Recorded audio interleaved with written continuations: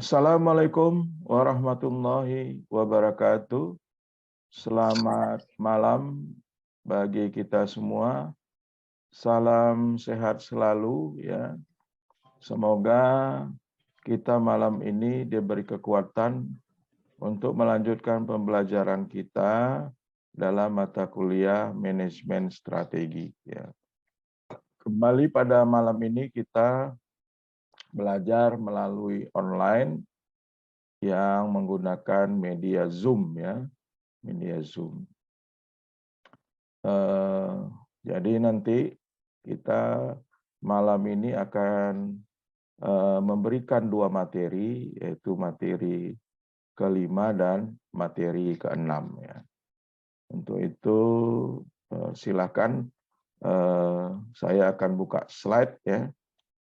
Nanti silakan untuk disimak ya. Baik, kita mulai slide kelima. Nampak slide-nya? Nampak slide-nya? Nampak, Pak. Nampak, Pak. Oke. Baik. Pertemuan kelima ini kita akan berbicara tentang external assessment ya.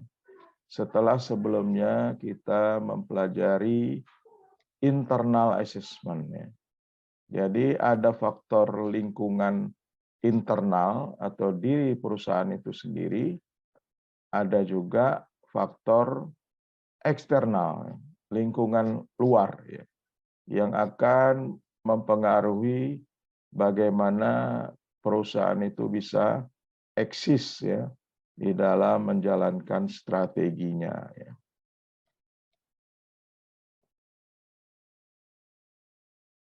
Ya. Jadi secara keseluruhan audit eksternal itu menekankan pada identifikasi dan evaluasi. Jadi dia mengidentifikasi dan evaluasi tren serta kejadian yang berada di luar kendali perusahaan. Jadi di luar perusahaan. Misalnya seperti adanya peningkatan persaingan luar negeri. Kemudian adanya pergeseran populasi jumlah penduduk misalnya. Atau semakin meningkatnya persentase masyarakat yang berusia tua. Lalu ada seperti ketakutan konsumen untuk bepergian dan berfluktuasinya pasar saham.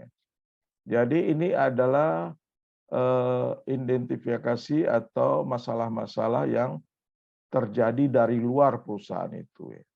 Makanya audit eksternal ini mengungkapkan peluang dan ancaman utama yang dihadapi perusahaan sehingga manajer dapat memformulasikan strategi untuk mengambil keuntungan dari peluang dan menghindari atau mengurangi dampak ancamannya. Jadi kalau dalam audit internal dikenal dengan kekuatan dan kelemahan perusahaan. Ya. Kekuatan dan kelemahan perusahaan. Tetapi di dalam audit eksternal itu dikenal dengan peluang dan ancamannya. Peluang dan ancaman. Kenapa? Peluang kita bersaing dengan perusahaan lain dan ancaman yang akan kita hadapi oleh ulah perusahaan lainnya. Jadi tujuan daripada manajemen strategi atau external assessment adalah untuk mengembangkan sebuah daftar terbatas dari peluang yang dapat menguntungkan sebuah perusahaan serta ancaman yang harus dihindari. Jadi perusahaan itu akan membuat daftar ya, atau matriks ya. Apa yang menjadi peluang, apa yang menjadi ancaman. Lalu diidentifikasi ancaman itu dan diantisipasi ya. Bagaimana antisipasi perusahaan itu ke depannya ya. Kekuatan-kekuatan eksternal utama ya, atau kekuatan-kekuatan eksternal yang akan menimpa kita atau menimpa perusahaan kita antara lain ya. Pertama, kekuatan ekonomi ya. Kekuatan ekonomi. Sekarang desas-desusnya ya, dan sudah banyak mengancam negara-negara Eropa bahwasanya terjadi krisis ya.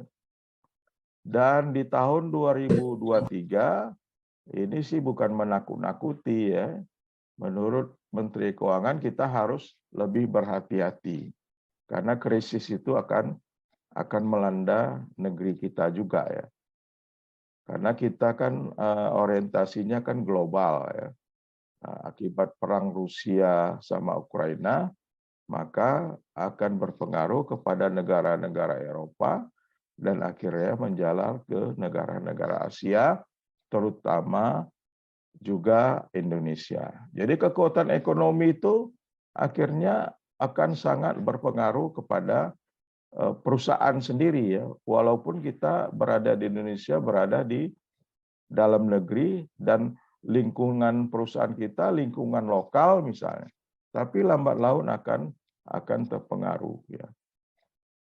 Kekuatan lain adalah kekuatan sosial budaya, demografis, dan lingkungan. Kemudian kekuatan pemerintah, intervensi pemerintah, kondisi politik ya. Sekarang ini lagi gunjang-ganjing ya, menuju 2024 ya. Pemilihan umum ya. Nah, sudah mulai ada riak-riak ya di sana sini ya. Kekuatan politik. Nah, itu termasuk juga harus diperhitungkan oleh perusahaan. Bagaimana mengantisipasi dalam masa-masa politik ya, tahun politik yang 2023 sampai 2024. Juga kekuatan hukum ya, akan juga menghinggapi kondisi faktor eksternal. Kemudian bisa juga kekuatan teknologi ya. Teknologi juga akan mempengaruhi perusahaan-perusahaan kita yang harus diantisipasi. Yang terakhir adalah kekuatan kompetitif ya. Artinya perusahaan itu harus tegar di dalam kompetitif ya, dengan tetap berpatokan pada produk-produk yang menjadi andalan perusahaan. Kekuatan ekonomi ya. Jadi kita bahas satu-satu ya. Faktor ekonomi mempunyai dampak langsung terhadap potensi daya tarik berbagai strategi ya. Misalnya jika terjadi suku bunga naik ya, dana yang dibutuhkan untuk penambahan modal ini menjadi sangat mahal atau bahkan tidak tersedia ya. Terutama apabila terjadi resesi. Ini adalah salah satu contoh daripada kekuatan ekonomi yang dapat berpengaruh ke dalam perusahaan kita misalnya ya, yang harus kita antisipasi dalam bentuk peramalan-peramalan bagaimana suku bunga yang akan datang. Tentunya kalau suku bunga naik, kita akan bersiap-siap juga mencari peluang-peluang yang lain. Kekuatan sosial budaya ya, ini sudah jelas ya, seperti sosial budaya, demografis, dan lingkungan pastilah akan menjadi dampak ya, dampak besar ya terhadap produksi-produksi jasa, pasar, dan konsumen. Organisasi-organisasi kecil, besar laba, dan nirlaba di semua industri ditantang oleh peluang dan ancaman yang muncul dari perubahan dalam variabel sosial, variabel budaya, dan variabel demografis dan lingkungan. Ini yang harus diantisipasi oleh perusahaan. Karena apa? Datangnya dari luar perusahaan. Kekuatan politik, ya, pemerintah dan hukum ya, regulasi, deregulasi pemerintah, kenaikan tarif ya, perubahan undang-undang, perubahan pajak ya, kemudian tentang APBD, APBN, subsidi ekspor impor, kebijakan fiskal, moneter, kemudian ada lagi terorisme ya. Nah, terorisme yang sedang melanda negara-negara kita ya. Ini juga harus menjadi perhitungan bagi perusahaan. Ada 7 karakteristik kekuatan kompetitif. Ya. Pertama, bisa memahami pangsa pasar, memahami bisnis yang ditekuni. Ya. Kemudian jika ada kekurangan, evaluasi dengan terus harus dilakukan perbaikan. Ya. Jadi evaluasi itu bukan didiamkan ya. Nantilah akhir tahun aja kita evaluasi, bukan begitu ya. Jadi evaluasi itu bisa dilakukan setiap saat. Andai kata manajemen itu melihat adanya kecenderungan melenceng dari tujuan, ya. Maka segeralah dievaluasi pada saat itu dan dilakukan perbaikan. Kemudian jalannya bisa melalui inovasi-inovasi, melalui akuisisi, membuat perbedaan barang-barang kita, sehingga konsepnya itu menjadi saling melengkapi. Ini adalah 7 karakteristik kekuatan daripada kompetisi kita, biar kita tetap eksis ya di dalam pergaulan perusahaan dan ketatnya kompetisi. Potter ya. Jadi mendefinisikan model 5 ya. Ada namanya persaingan antar perusahaan sejenis ya. Kemudian kemungkinan masuknya pesaing baru ya. Ini harus diperhitungkan.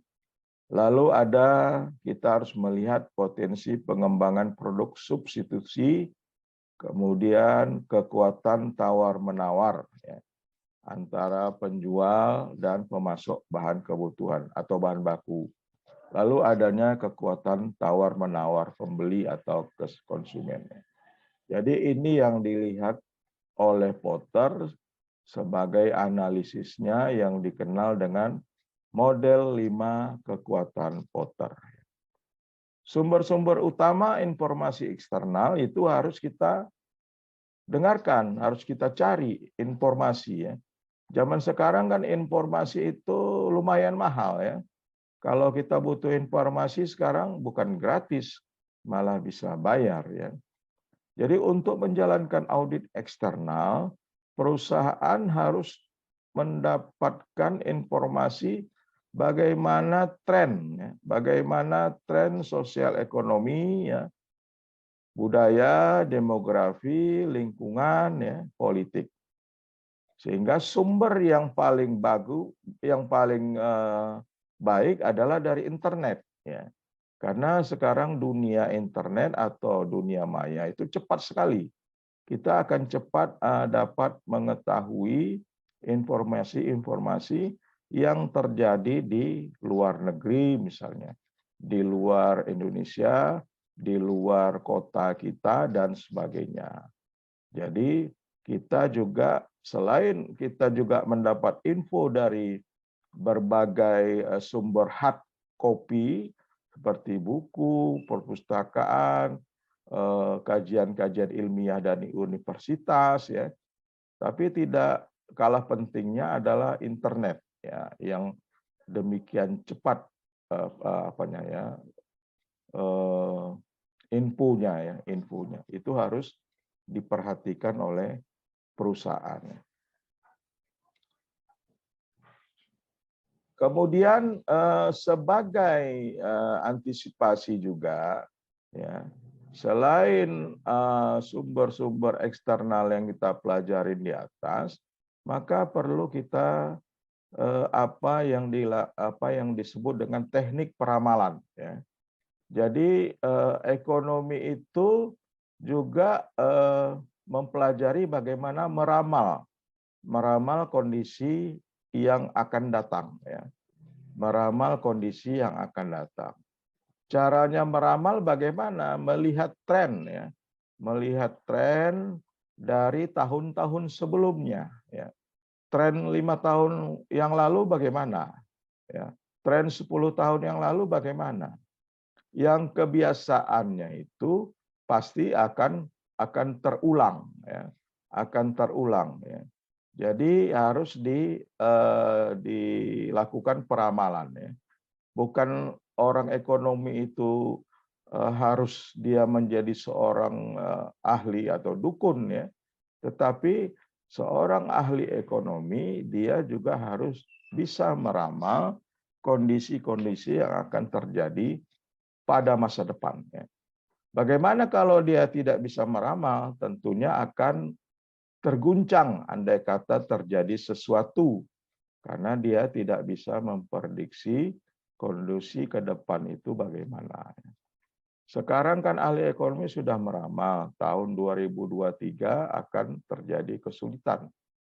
Nah, tentunya sebagai perusahaan kita harus siap-siap mempersiapkan diri untuk kondisi yang demikian itu. Itulah gunanya ramalan, itulah gunanya informasi agar kita bisa siap dalam melaksanakan sesuatu untuk menghadapi perubahan-perubahan yang terjadi.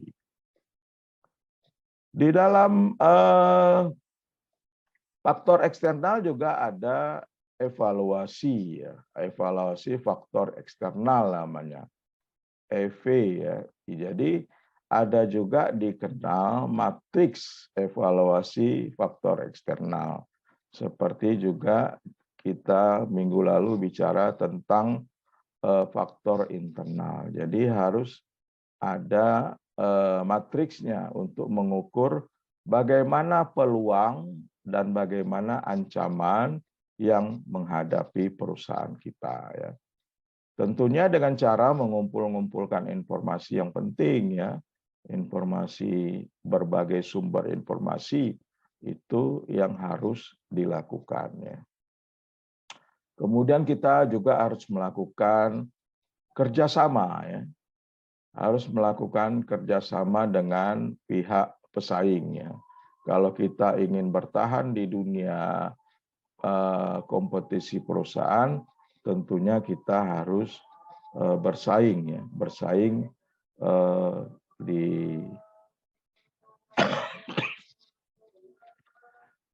di antara pesaing-pesaing kita ya. Ini adalah salah satu matriks ya tentang evaluasi faktor eksternal ya. Peluangnya apa? Faktor kuncinya adanya pertambahan jumlah penduduk. Saudara sekalian, kita skor ya waktunya karena di tempat saya ini sedang lagi azan sholat isya ya. Kita skor dulu ya. Oke, silakan tetap stay ya. Tetap stay. Jadi kita skor, nanti kita lanjutkan dengan pembahasan matriks ya.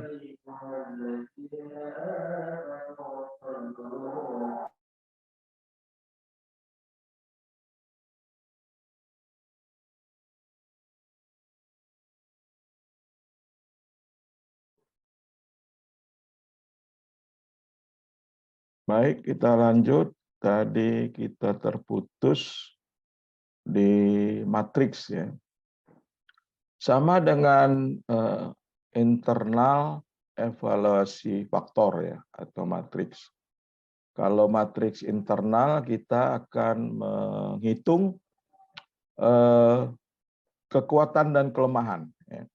Tetapi kalau di matriks faktor eksternal, maka kita akan menghitung bagaimana peluang perusahaan kita dan apa ancaman yang akan kita hadapi.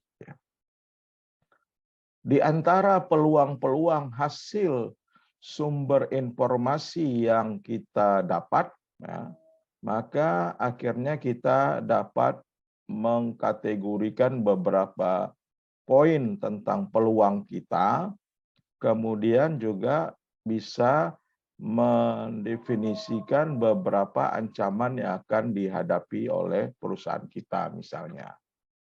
Pertama, poin peluang itu adalah dengan bertambahnya jumlah penduduk ya. Dengan bertambahnya jumlah penduduk tentunya ini menjadi peluang ya.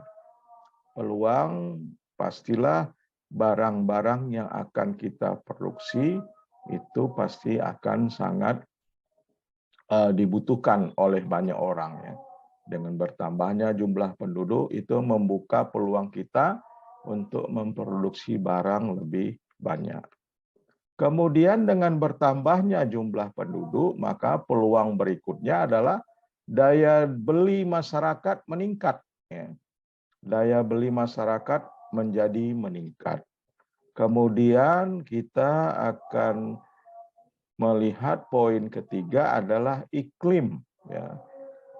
Iklim, musim, ya, lalu letak geografis perusahaan kita. Nah, di mana letak geografis kita?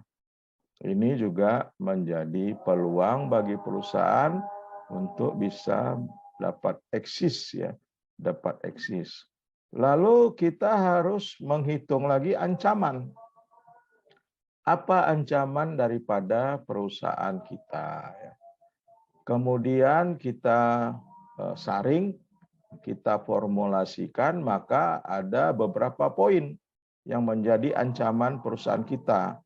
Pertama, munculnya pesaing-pesaing baru. Ya. Munculnya pesaing-pesaing baru. Ya. Lalu terjadinya krisis global. Ya. Seperti COVID. Nah, COVID kemarin itu kan krisis global namanya. Ya. Nah, kemudian perang Ukraina dan Rusia dan sebagainya. Lalu kurs dolar ya bisa naik, bisa turun terhadap rupiah. Nah, ini merupakan ancaman-ancaman yang akan dihadapi oleh perusahaan kita. Tentunya masing-masing peluang dan ancaman ini kita beri bobot, kemudian kita beri nilai bobotnya, maka hasil perkalian antara bobot dan nilai itu misalnya pertambahan jumlah penduduk itu bobotnya 0,2 dikali 2 maka menjadi 0,40. Setelah dijumlahkan ke bawah ya, maka kita mendapat nilai dari matriks itu adalah 2,60 ya. 2,60. Apa artinya? Sama dengan faktor internal ya. Faktor internal ya. Jadi poinnya tetap antara 1 dan 4 ya, antara 1 dan 4 ya. Jadi kalau antara 1 sampai 2,5 berapa kemarin itu ya? Maka perusahaan dikategorikan mempunyai kekuatan yang baik ya, di atas 2,5 ya, di atas 2,5 karena kemarin internalnya perusahaan secara internal dapat angka 3 ya. Nah, di atas 2,5 maka perusahaan itu secara internal ya dapat dikatakan mempunyai kekuatan. Tetapi di dalam evaluasi faktor eksternal menjadi 2,60 ya. Jadi lebih sedikit dibanding dengan nyaris. Berarti apa yang terjadi? Bahwasannya perusahaan dalam keadaan mempunyai peluang yang besar dan juga ancaman yang rendah ya. Jadi bahasa penjelasan matriknya seperti itu. Jadi perusahaan sangat mempunyai peluang yang cukup besar di dalam menjalankan usahanya karena poinnya di atas 2,5. Baik, ini saja ya materi di pertemuan kelima.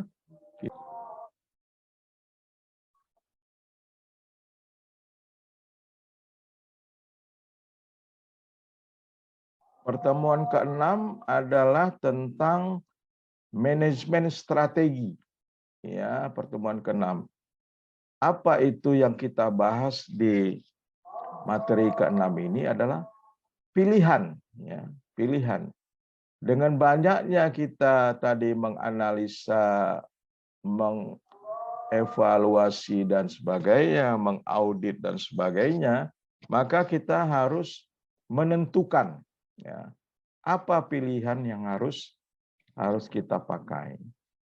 Jadi strategi, analisis, and choice namanya ya. Analisa strategi ya, dianalisa strateginya lagi, kemudian dilakukan pilihan. Apa pilihan yang harus kita buat ya. Ada beberapa evaluasi strategi korporasi yang lazim ya. Ini lazim terjadi di perusahaan di Amerika ya. Evolusinya seperti apa? Evolusi itu adalah kalau revolusi kan perubahan secara cepat namanya ya. Tapi kalau evolusi itu perubahan secara bertahap ya, atau perlahan ya, perlahan. Jadi berdasarkan yang lazim di perusahaan di Amerika, mula-mula kan mereka itu konsentrasinya di bisnis tunggal ya. Jadi bisnis minyak ya minyak aja, jual minyak ya. Jadi tunggal ya. Mula-mula mereka konsentrasi di bisnis tunggal. Lalu berintegrasilah sepenuhnya secara parsial ya. Kemudian berubah menjadi mendiversifikasi. Jadi mulai mencari peluang-peluang bisnis baru namanya ya. Bisa juga diversifikasi ini atau peluang bisnis ini yang berkaitan dengan bisnis tunggalnya, bisnis utamanya, tetapi bisa juga tidak berkaitan atau benar-benar bisnis baru. Ya. Jadi ada choice-nya, bisa mencari peluang atau bisnis baru, bisnis yang berkaitan dengan usaha tunggal, usaha induknya, bisa juga di luar usaha induk atau dilakukan juga kedua-duanya dengan usaha yang ada hubungannya dengan perusahaan induk, bisa juga dengan perusahaan membuat usaha di luar daripada core bisnis utamanya. Bisa dilakukan dengan akuisisi ya, merger ya, atau ada perusahaan yang kira-kira bisa diakuisisi ya, atau merger ya. Bisa memulai bisnis baru, bisa model kemitraan ya. Alternatif strateginya setelah dilakukan diversifikasi atau akuisisi apa? Tentunya ya harus divestasi ya, penanam saham ya, merger ya. Lalu bisa juga restrukturasi portofolio ya, jual beli perusahaan. Bisa juga dengan melakukan penghematan, likuidasi dan sebagainya. Jadi inilah yang evaluasi yang lazim terjadi di perusahaan-perusahaan di Amerika ya. Kenapa dilakukan perubahan dari bisnis tunggal dengan menjadikan atau membuat bisnis baru atau membuat perusahaan baru ya. Pertama, konsentrasi pada satu bisnis tunggal banyak risikonya ya. Jadi kalau kolaps, bangkrut, habis. Nah, itu kalau konsentrasinya satu bisnis tunggal ya.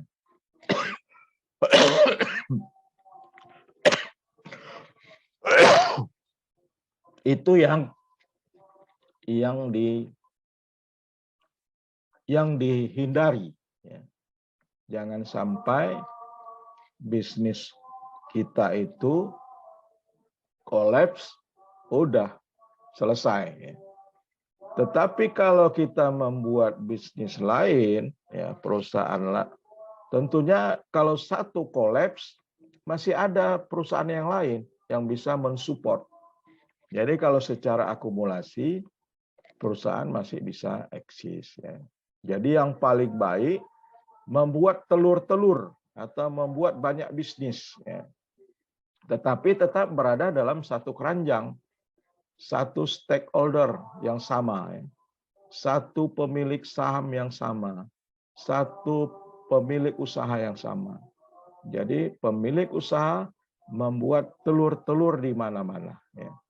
Jadi tetap di dalam satu koordinasi perusahaan yang sama ya, walaupun bisnisnya berbeda-beda. Itu yang zaman sekarang yang terjadi ya. Jadi sangat penting membuat bisnis-bisnis baru, jangan kita hanya bertegak ya, atau mengharapkan bisnis tunggal atau bisnis satu saja ya. Harus banyak bisnis ya.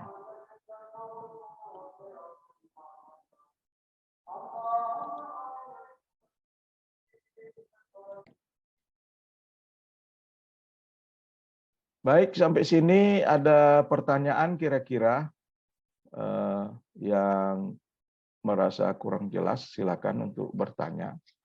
Ada kira-kira yang mau bertanya?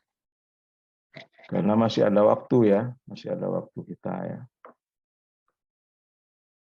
Kalau Zoom bisa hadir semua ya, hampir semua ya.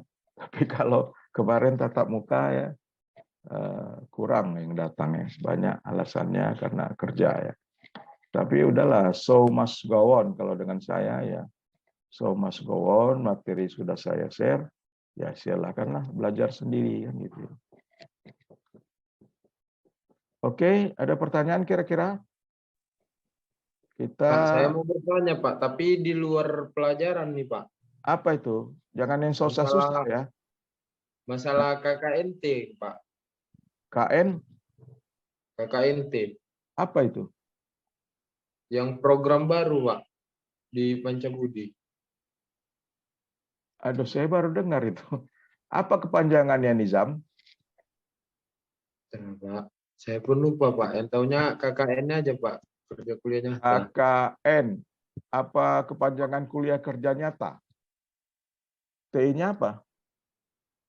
Saya baru dengar tuh. Informasi baru juga nih. Kalian diwajibkan untuk itu gitu? Itu yang masih dibingungkan, Pak. Oh, mungkin gini ya, kuliah kerja nyata terpadu ya. Dengan tema, Pak. Oh, dengan kuliah tema. Kerja nyata dengan tema. Oh iya, kemarin ada yang berangkat KKN, kalian ada yang ikut, yang kelas malam? Nggak ada, Pak. Ya ada ya? Nggak ada, Pak. Kalau nggak salah itu yang reguler 1 itu. Ada berapa orang tuh? Banyak lah, ratusan. 800, Pak. 400 ya nih jam kan? Yang mereka berangkat. Artinya begini, kalau menurut apa saya ya, menurut pikiran saya ya, mudah-mudahan benar ya. Jadi selama ini kan KKN itu bisa saja tergantung dosennya. Ya. Mau kemana KKN-nya ya, dipilihlah. Tetap juga koordinasi dengan pihak kampus. Kalau dulu kan KKN itu ke daerah-daerah yang perlu dibantu ya, desa-desa yang perlu dibantu ya. Jadi masing-masing apa? Misalnya dari fakultas, semua fakultas ya, ikutlah di situ ya. Kalau dulu kan dikenal kedokteran ada, ekonomi ada, agama ada, pergilah ke satu desa ya, untuk memberikan penyuluhan atau perbaikan atau contoh supaya desa itu bisa berkembang. Mungkin belakangan ini banyak yang banyak evaluasi, tentunya dievaluasi. Tentunya cara-cara seperti itu mungkin dianggap tidak efektif lagi untuk zaman sekarang. Untuk zaman sekarang tidak efektif lagi. Maka ditambahlah T di belakangnya itu tema ya. Jadi apa yang mau dibuat tema pada desa tersebut ya. Jadi supaya tidak tidak fokus ya, supaya lebih fokus maksudnya itu ya. Kalau menurut pikiran saya ya, cuman nanti cobalah ditanyakan siapa dosen untuk KKNT-nya, karena saya belum ada pula mengampu KKNT, jadi saya tidak ada dilibatkan dalam program KKN ya. Jadi dibuatlah tema. Apa temanya? Temanya misalnya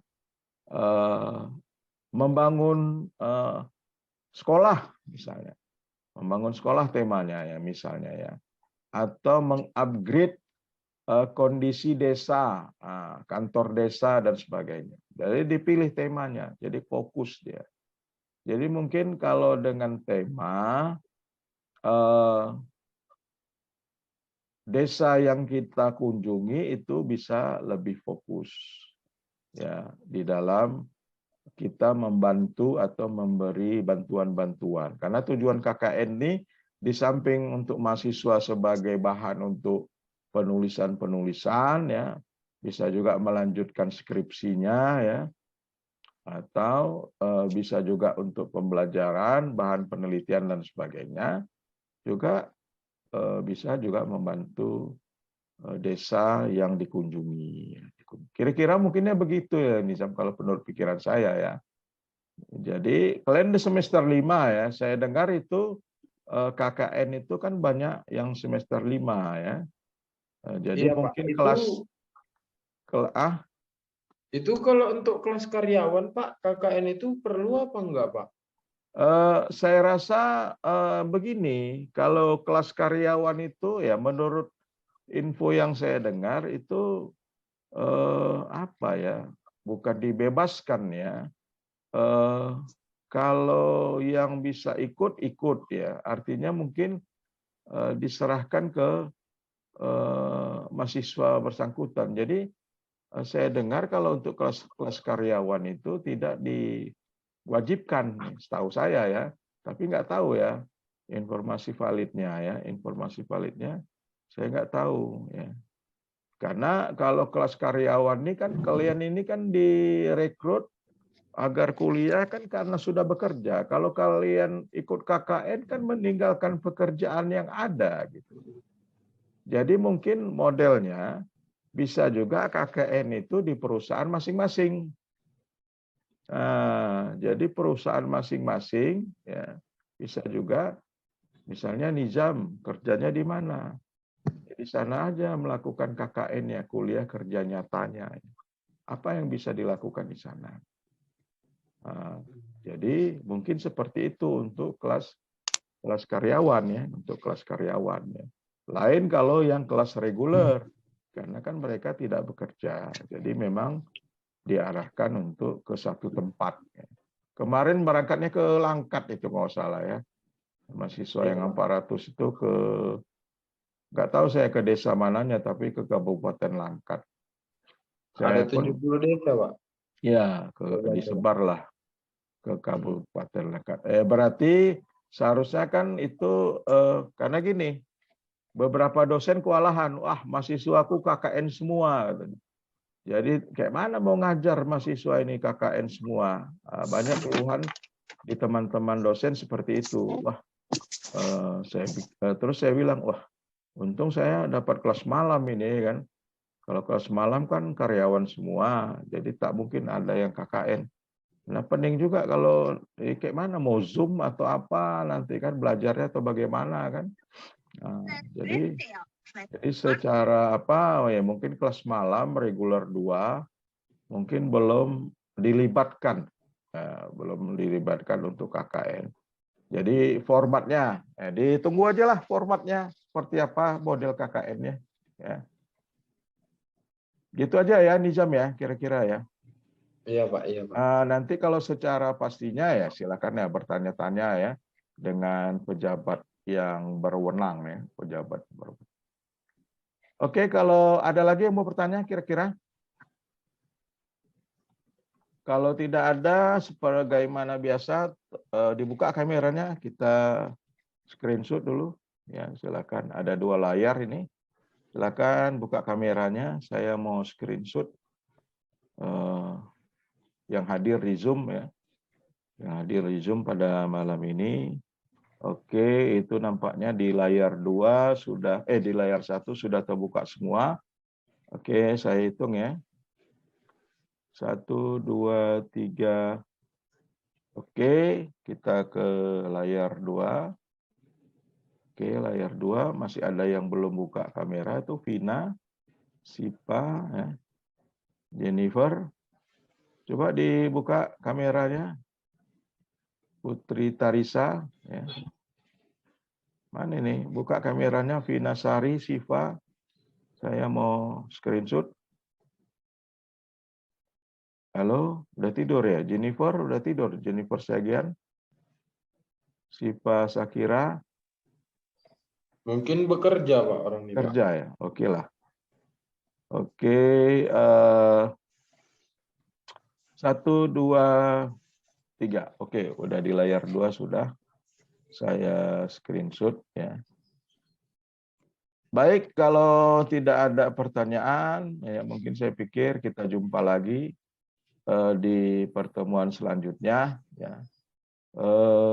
Mungkin kita pakai media e-learning ya, untuk minggu depan. Nanti akan saya share materinya di e-learning ya. Jadi supaya kalian pun lebih santai ya. Lebih santai. Jadi nanti pakai media, minggu depan kita pakai media e-learning. Silakan nanti buka e-learning, nanti materi saya download di sana. Kemudian absensi juga, absensi enggak, jangan di e-learning, coba tetap di WA group ya, absensi tetap di WA group untuk minggu depan. Kemudian mungkin saya akan ada bertanya lah, ada pertanyaan tentang materi ya, nanti silakan jawab di e-learning kita ya. Mungkin itu aja pertemuan kita pada malam ini. Saya mendoakan Anda sehat-sehat selalu ya. Kemudian salam sehat selalu ya, tetap semangat di dalam pembelajaran. Saya sudahi. Assalamualaikum warahmatullahi wabarakatuh.